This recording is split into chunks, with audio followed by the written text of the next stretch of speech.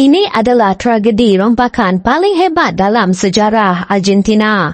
Pada jam 12.38 tengah hari 13 Januari 2006, satu panggilan telefon dibuat kepada pihak polis dan dorang dimaklumkan bahawa satu rompakan sedang berlaku di Buenos Aires. Sebaik saja polis tiba kat bank terbesar Argentina tu, dorang dapat tahu yang perompak masih ada lagi kat dalam. Pegawai tetapkan perimeter dan masa tu dorang tengok seorang pengawal keselamatan bank berjalan keluar dari pintu sambil memegang pistol dia. Rupa-rupanya perompak dah pun mengosongkan senjata tu dan dorang meletakkan peluru kat boket pengawal sebelum membenarkan dia pergi. Pengawal cakap yang kat dalam bank tu ada banyak lagi tebusan. Selang 10 minit, seorang lelaki dikeluarkan sebelum salah seorang perompak bertopeng keluar sambil memegang seorang wanita. Bila si perompak nampak je sekumpulan polis sedang berkumpul, dia lepaskan wanita tu dan berlari masuk ke dalam bank balik. Kat dalam bank, ada 5 orang perompak terperangkap bersama 23 orang tebusan tau. Di luar pula, jalanan penuh dengan pihak polis. Radio dihubungkan antara polis dan perompak bernama Walter.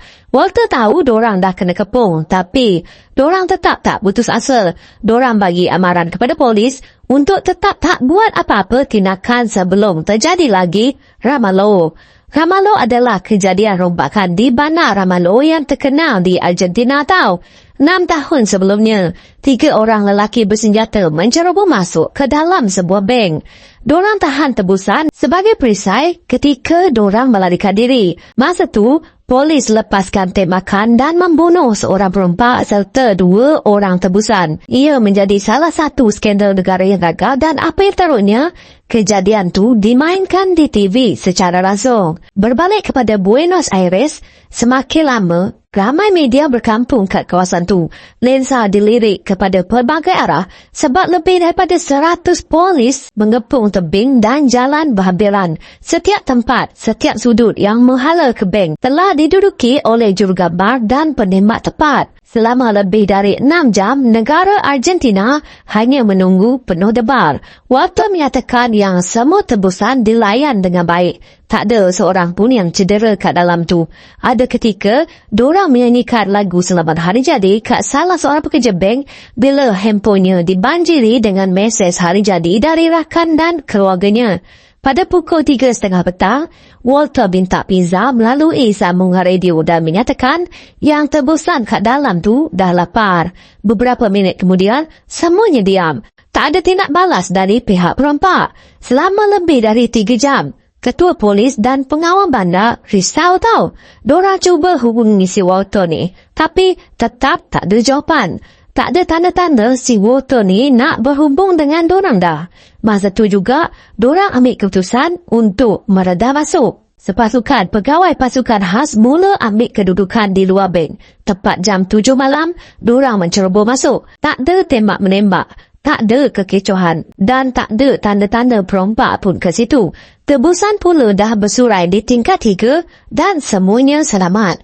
Bila para detektif ni sampai kat bawah tanah, barulah dorang tahu apa yang diburu oleh geng perompak tu. Nah, di keluasan paras bawah tanah bank tu, beratus-ratus peti besi bertertulang berjajar di dinding. Sebenarnya, orang-orang Argentina ni tak percaya dengan bank-bank dorang. Mana taknya, bila dah dikhianati berkali-kali, siapa je nak percayakan? Kalau nak tahu, pada tahun 2001, bila berlakunya keruntuhan sistem perbankan negara dorang yang dikenali sebagai Corralito, semua kekayaan yang dorang simpan terpadam dari data. Masa tu, berjuta-juta orang terjejas tau. Lepas tu, mulalah dorang masukkan wang tunai, barang kemas dan barang berharga lain ke dalam peti besi keselamatan. Si perompak pula berjaya memecahkan 143 peti daripada 400 yang ada kat situ. Tapi, apa yang dorang rompak dan ke mana dorang pergi masih lagi menjadi misteri. Polis cek setiap sudut. Semua arah tetap gagal kesan sebarang jejak geng perompak. Bank tu pula hanya ada 2 pintu keluar masuk. Itu pun dah kena kepung sejak awal lagi. Tingkap bangunan masih utuh. Tak ada yang dipecahkan untuk dorang melarikan diri. Kalau nak cakap diorang menyorok jadi tebusan, tak ada pula. Memang hilang gitu je. Sampai polis pun naik heran. Kad bank tu, diorang tinggalkan pek bateri, sebaris pistol mainan diletak kemas di atas lantai dan juga nota dilekatkan kat dinding. Nota tu berbunyi, di kawasan kejiranan kaya, tanpa senjata atau dendam, itu hanya wang dan bukan cinta. Orang-orang Argentina duduk terpaku depan TV, menghabiskan masa diorang dengan mengagumi kisah rompakan legenda tu. Mana tanya? Dah rompak tapi satu kesan pun tak ada. Memang marvelous. Dan 5 minggu selepas kejadian rompak tu jadi, semuanya kantoi gara-gara salah seorang isteri perompak bagi tahu pihak polis tentang pelibatan suaminya itu. Si isteri pula bocorkan rahsia tu disebabkan terlalu marah dengan perangai curang si suami. Sebenarnya, kisah rompakan itu bermula dengan seorang lelaki bernama Fernando Araujo. Araujo ni ada idea gila dan dia kongsi idea tu dengan kawan dia yang bernama Sebastian Garcia Bolster. Araujo cakap, macam mana kalau kita rompak bank, tapi nampak macam kita tak tinggalkan bank tu langsung, kita boleh lari melalui lubang. Macam mana? Bolster setuju. Nampak gila juga idea tu. Tapi dia tak ambil serius pun sebab si Araujo ni selalu lalu dia ganja. Idea tu dia dapat lepas beberapa tahun rompakan Ramalo tu jadi tau. Kedua-dua kawan baik ni dibesarkan di rumah kelas pertengahan di pinggir bandar. Tapi kelakuan orang sangat-sangat berbeza ya. Araujo ni seorang yang aneh dan kreatif. Kadang-kadang buat benda yang menyalahi undang-undang. Manakala, Bolster seorang family man yang patuh dengan peraturan. Dia kerja repair enjin motosikal dan jet ski. Tapi ada masanya dia main-main juga. Dia akan melakukan rancangan untuk membuat helikopter murah buatan sendiri. Araujo memang sangat berminat dengan skill si Bolster ni masa dia dah fikir tentang idea rompakan dia tu. Tapi si Bolster buat tak tahu je. Si Araujo tak dapat buang idea dia tu dari kepala dia tahu. Memang benda tu je yang difikir. Lagipun, dia seorang yang berjiwa bebas. Masa tu pula tengah berpisah dengan orang tersayang. Tumpuan dia memang ke laut lah dalam hidup pada masa tu kan. Dia makan secara sporadis dan tidur bila dia mahu. Manakala, untuk bayar bil dia pula, dia akan mengajar seni mempertahankan diri. Dia belajar falsafah timur juga dan dia tonton sebanyak yang boleh kisah dan dokumentari tentang rompakan. Pada tahun 2004, Araujo kembali ke tempat Bolster dengan rancangan yang lagi teliti. Bolster tetap hati-hati. Dia sebenarnya tak minat dengan jenayah dan dia tahu bank bukanlah sasaran yang mudah untuk dirompak sebab dia ni pernah kerja sambilan kat bank. Malah siap dapat pekerja of the month lagi. Tetap juga si Bolster ni bencikan institut perbankan ya. Mana taknya bapak dan datuk si Bolster ni pernah hilang wang kat dalam bank.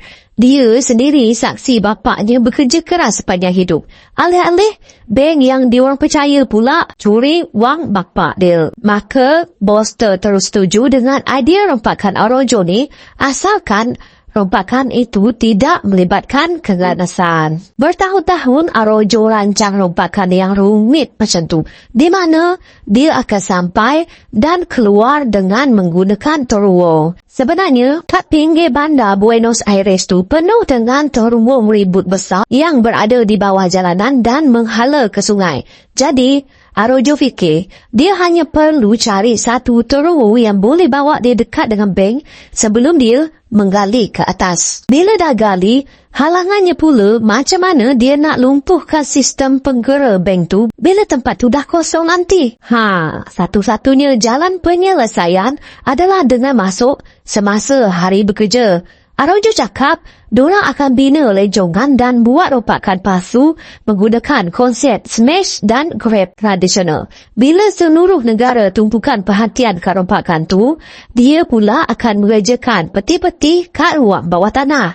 Dengan adanya Bolster, Araujo ni dah ada seorang jurutera yang mendalangi kerja terung. Tapi, kalau nak buat kerja-kerja gelap macam tu, dia perlukan satu pasukan yang kuat untuk menjayakan misinya.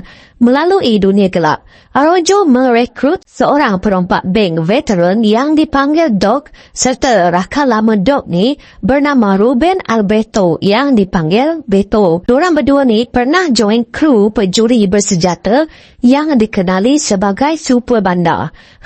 Dorang ni lah yang mengganas kad bank-bank di seluruh Argentina pada tahun 1980-an dan 90-an tau.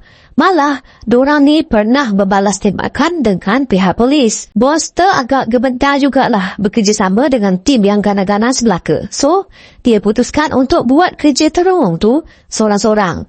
Selama berbulan-bulan, dia akan pandu truk dia dan turun ke pantai Peru pada waktu malam. Truknya diparking berhampiran dengan terowong besar yang dikosongkan menuju ke Rio de la Plata. Dia akan menyelinap masuk sekitar 9:30 malam melalui rangkaian longkang Habirin dan mendaki selama kira-kira setengah jam untuk sampai ke lokasi bersebelahan dengan tebing tempat kerjanya bermula. Dengan penyodok hidrolik, Boster menghabiskan malamnya memahat tanah keras di bawah jalan di mana dia semakin dekat dengan tebing. Boster juga cakap yang isterinya tak pernah persoalkan keberadaannya pada waktu malam.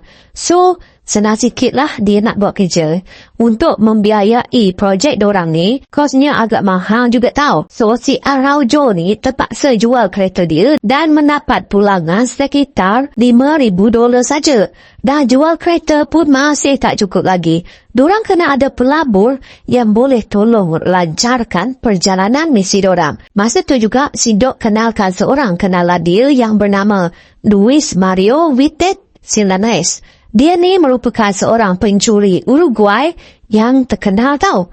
Dia ada wang, ada gaya dan juga ada kepakaran. Dia pakar dalam entry eksotik dan pernah menjadi Spiderman yang terkenal di Buenos Aires. Pada tahun 1990-an, kerjanya memanjat bangunan dan merompak pangsa puri sehinggalah dia ditangkap. Sebaik saja Araujo ni mengajaknya menjadi pelabur, sebenarnya si Vitet ni dah separuh bersara dari kegiatan lamanya. Dia ada rumah yang bagus dan kehidupan yang selesa. Tapi, sekali pencuri, tetap akan jadi pencuri. Itulah kata-kata yang Vitet ni pegang. Peluang tu terlalu berharga untuk dia lepaskan. Dia pun melabur sebanyak $100,000 di dalam misi rompakan itu. Berbalik kepada Boster, dia kena fikir pula cara untuk pecahkan peti simpanan. Dia cakap ke Araujo, lagi mudah kalau dorang boleh berlatih memecahkan peti simpanan sebelum pergi merompak. Araujo tak tunggu lama. Dia pergi ke cawangan Ban Kurio terdekat dan minta untuk disewakan satu peti simpanan. Dia catatkan jenama peti tu sebelum membeli lagi banyak peti dari penghilang. Boster akhirnya mencipta tukul besi dengan daya yang mencukupi untuk menumbuk kunci. Tukul tu pula nanti boleh diangkut berkeping-keping dan dipasang ke dalam bank. Nak asingkan pun cepat. Ia dipanggil meriam kuasa. Tapi macam mana pula dorang nak keluarkan barang rompakan tu nanti kan? Kalaulah dorang keluarkan wang tunai dan barang berharga, memang tak ada cara nak bawa barang tu keluar. Boleh kalau nak naik bot, tapi paras air kat dalam terowong tu sentiasalah cetek. Bila bot dah syarat dengan tim dorang, ditambah dengan barang-barang yang dorang rompak, dah tentulah ia akan terseret kat bahagian bawah. Araujo pula nak polis fikir yang dorang ni dah kepung satu kumpulan perompak yang sangat-sangat panik dan dia nak membuai si polis ni supaya polis rasa dorang ni berada dalam kedudukan yang berkuasa dan dorang fikir dorang boleh tumpaskan geng penjenayah ni. Dan semua tu tak ada masalah pun bagi si Boster ni. Dia cakap yang dia akan bina empangan untuk menaikkan kedalaman air kat dalam terowong tu nanti. Mereka bentuk satu empangan kat kedainya dengan menggunakan kayu. Bila sampai masanya nanti, empangan tu akan diasingkan supaya boleh dipasang di terowong selama beberapa malam. Pada setiap selekoh, Araujo membayangkan apa kemungkinan yang akan jadi bagaimana jika polis dapat tahu yang dorang melarikan diri melalui terowong di bawah jalan. Dah tentulah polis fikir dorang akan keluar kat perhentian terowong atau sungai-sungai kan. Jadi Arojo perlukan sesuatu yang lebih lagi, lebih gelap dan lebih dalam. Dorang kena lari ke arah terowong yang gelap dan busuk. Dengan cara tu, dorang akan muncul kat mana-mana je kawasan bandar. Sebelum tu, dorang kena letakkan van percutian dorang kat atas lurah dan minta driver menunggu dengan penuh sabar sementara keadaan tebusan yang tegang mengelabui kejadian rompakan.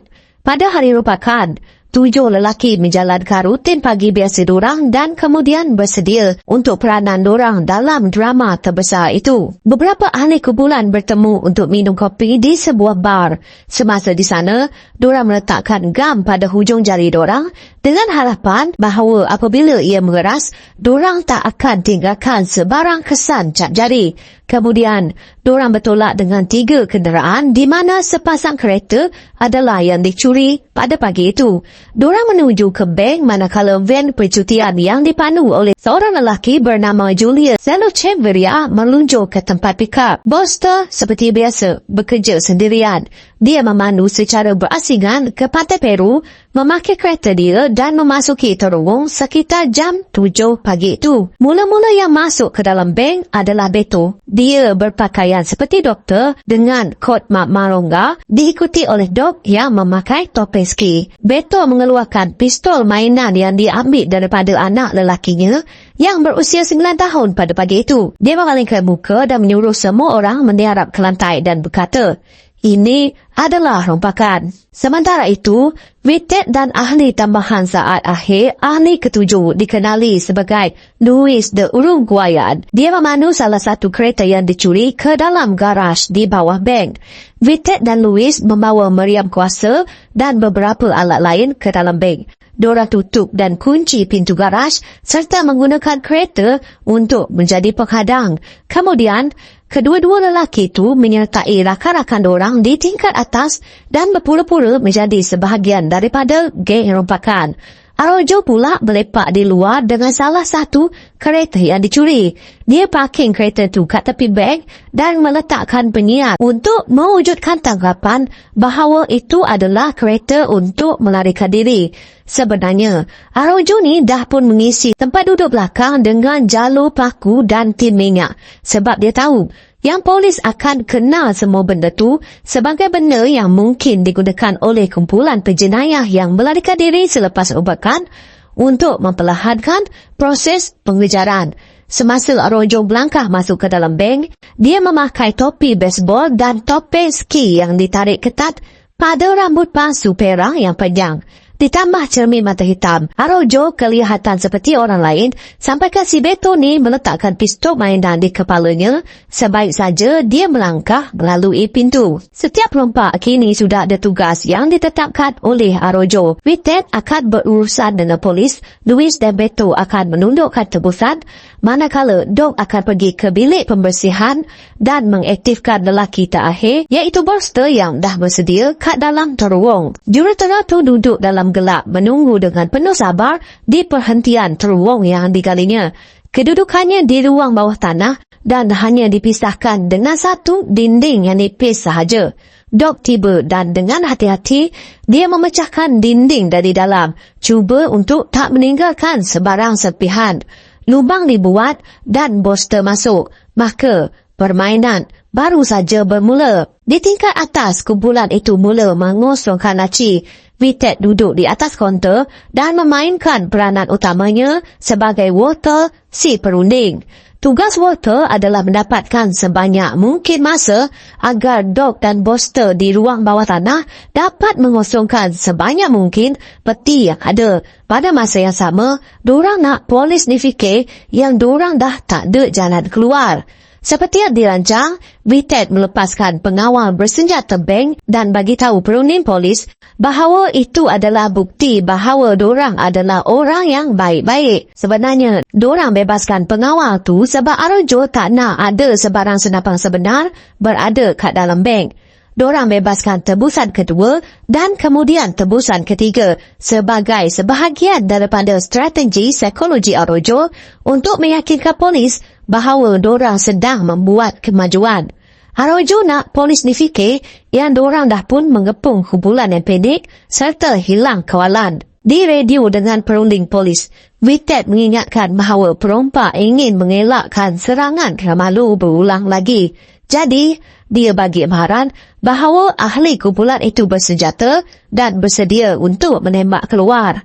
Akhirnya, apabila Vitet mendapat isyarat daripada Arojo, dia bagi tahu perunding polis untuk memesan 6 pizza. Kemudian, dia meletakkan radionya dan bagi tahu tebusan bahawa kumpulan itu perlu pergi untuk mesyuarat.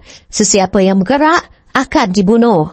Di bawah tanah, Boster bekerja dengan pantas. Arojo dah bagi diorang masa 2 jam untuk bekerja di bawah tanah. Boster ambil masa 20 minit untuk pasang meriam kuasa dan tak lama kemudian, dia membuka peti simpanan dengan pantas dan cekap. Dia kekalkan rentak selama 90 minit dan tak lama kemudian, harta rampasan bertimbun di sekelilingnya. Setelah urusan selesai di tingkat atas, Arojo dan Doc tiba dan mula memasukkan harta berharga tu ke dalam beg. Arojo tahu, diorang tak boleh berlama-lama kat situ. Situasi tegang di tingkat atas tak akan bertahan sepanjang masa. Maka, sebaik saja masa untuk beredar, Boster mengasingkan meriam kuasanya dan menyerahkannya kepada Louis yang berada di dalam terowong. Dia membersihkan bilik itu sebelum memasang beberapa bom palsu yang dia cipta. Kemudian, dia keluar melalui lubang diikuti oleh Beto dan Vitet. Arojo dan Doc masih lagi berada kat ruang bawah tanah. Seorang menyembur peluntur berharap dapat menghilangkan saki-baki DNA dorang. Manakala seorang lagi mengambil segenggam rambut yang orang dapat dari kedai gunting rambut. Dia lemparkan rambut tu di sekelilingnya untuk menghalang kerja penyiasat. Akhirnya, lepas dah siap membersihkan semua bukti pecah masuk, diorang lari dan menyusup masuk kat lubang yang menghala ke terowong sebelum mengalihkan kabinet berat di depan lubang. Kalau ada sesiapa yang masuk ruangan tu, confirm tak ada siapa yang tahu ruangan tu dah pun dipecah masuk. 5 perompak tu masuk kat bot Zodiac yang ada enjin. Dan bot tu disambungkan dengan rakit di bahagian belakang yang memuatkan segunung beg yang syarat dengan barang rompakan. Tapi, masa tu pula enjin tak hidup. Mulalah nak bergaduh. Tapi, tetap juga si Arojo ni dah rancang semuanya dengan teliti. Dia menghulukan dayung. Satu jalan penyelesaian yang sangat bermanfaat. Perjalanan dorang adalah kira-kira 10 blok ke laluan di mana dorang membuang bot dan menaiki tangga ke saluran sisi bertingkat yang menuju ke van percutian. Perompak bergilir-gilir mengangkat beg dan dorang menggunakan sistem takal yang dipasang Boster beberapa hari sebelum itu. Kemudian, tangga yang dorang guna pun ditarik ke atas tanpa meninggalkan tanda bahawa itulah saluran yang telah digunakan daripada berpuluh-puluh saluran di sepanjang terowong yang gelap gelita. Manakala bot Zodiac ditinggalkan di bawah. Apabila pasukan khas menyerbu bank tu, 7 perompak tu menonton secara langsung di TV sambil mengira wang tunai dan memakan pizza. Sehari kemudian, Boster mengumpulkan semua kad kredit yang dorang jumpa ke dalam peti besi dan menaburkannya di sekitar lokal ribut di kawasan tu yang semuanya jauh dari pintu keluar sebenar yang digunakan oleh dorang. Bukti-bukti ini memaksa polis membuat kes yang salah dan juga mencipta berpuluh-puluh petunjuk palsu. Sebab, setiap kali kad yang dicuri digunakan oleh seseorang yang menjumpainya, polis terpaksa hantar detektif untuk buka kertas siasatan. Menurut laporan berita, kumpulan perompak misteri ini yang telah memalukan polis Argentina di TV nasional melarikan diri dengan hampir 20 juta dolar wang tunai dan barang berharga. Manakala, polis tidak mempunyai sebarang petunjuk. 5 minggu selepas rompakan, Beto de la Torre keluar bersama girlfriend dia dan sebaik saja polis menahannya, Beto tahu dia dah kantoi. Sebenarnya, Beto ni selalu sangat curang dengan isterinya. Jadi, disebabkan dah tak tahan sangat, isteri dia yang bernama Alicia bagi tahu pihak polis tentang penlibatan dia di dalam perompakan tu. Tak lama kemudian, polis dapat tahu yang Arojo, Boster, Vitet dan Hello Cheveria adalah geng Bencorio. Si Alicia nampaknya kenal dengan sebilangan geng tu sebab dia pernah nampak diorang ni bekerja di garaj suaminya untuk menyiapkan van percutian. Manakala Doc dan Louis tak pernah datang ke situ. Apabila polis menangkap Beto, Vitet, Bolster, Selo Cheveria dan Arojo, dorang hanya menemui sebahagian kecil daripada apa yang dah dirompak. Di manakah selebihnya? Beto mengosok kepalanya dan cakap, Korang tahu tak, bila korang menangkap saya mendapat ketukan kuat di kepala saya. Tapi, lepas ketukan itu, saya pun dah tak ingat ke mana semua barang berharga tu. manakala tak lama selepas Vitet dibicarakan dihantar ke penjara, peguamnya ambil kesempatan daripada kelemahan undang-undang. Disebabkan Vitet ni bukan orang Argentina, hukumannya kena dipotong separuh dengan syarat dia tinggalkan negara tu dan tak pernah kembali lagi. Jadi pada tahun 2013, Vitet telah dihantar pulang ke Uruguay selepas tinggal 4 tahun kat dalam penjara. Dia berpindah ke San Jose de Mayo, bandar kecil di luar Montevideo tempat dia dibesarkan. Dan di sana, dia berkahwin dengan seorang wanita yang jauh lebih muda. Diorang mempunyai seorang anak lelaki dan membuka kedai barang kemas yang dipanggil Green Emerald. Di dalam gerompak tu, si driver namanya Selo Cheveria ni, atau lebih dikenali sebagai El Paisano, dia sebenarnya dah bersara dari bidang gelap pada tahun 2005. Tapi, bila si Beto ni call dia, terus dia on je. Dia cakap yang merompak bank adalah aktiviti yang paling diibikan oleh setiap penjenayah. Penyesalan utama El Paisano ni adalah kenapalah dia tak berada kat dalam bank pada masa tu.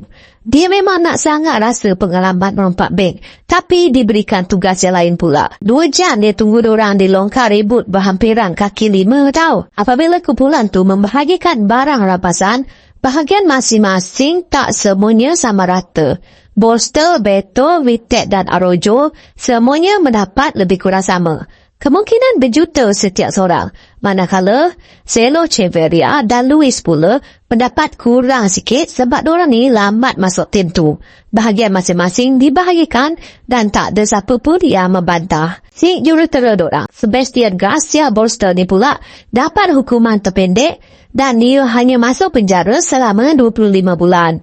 Keluarganya sentiasa malu mengakui peranan yang kat dalam rompakan tu sebab diorang semua adalah golongan bijak pandai. Ayah dan atuk dia jurutera, adiknya pula doktor.